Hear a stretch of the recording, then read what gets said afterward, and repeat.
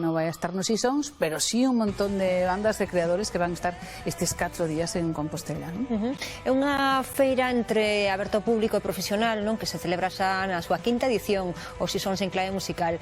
Penso que é un pouco imitado, ten o modelo Womex, non, onde se fai unha convocatoria pública, apúntanse diferentes grupos. Este ano está, por exemplo, os extremeños Neval, está Leni Pérez, Secadra, de Ningures, Acouga, Crúas. Entón, pois teñen unha serie de showcases, a maioría deles gratuitos abertos ao público, outros tamén, como por exemplo o concerto de Bala pagando na Sala Capitol, e a maiores pois a unhas mesas redondas e tamén uns espazos para que os programadores e os músicos conversan e poidan entender, e haberá pois charlas sobre os dereitos de autor, que sempre é algo que se repite, que vamos, que nunca vai por diante, non, a teoría que a práctica. Tamén, bueno, sobre os apoios da industria musical.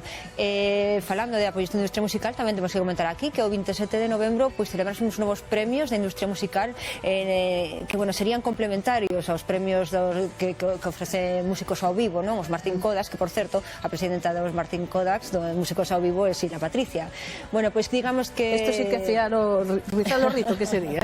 Pois nada, que podemos esta semana disfrutar de concertos como por exemplo Sexeria, cos que imos quedar neste Enclaves Musicais Sisóns, nos que, bueno, un tema que ven ao pelo porque fala a televisión e como ás veces podemos quedar un pouco todos mirando a pequena pantalla, cousa que non pasa no zigzag.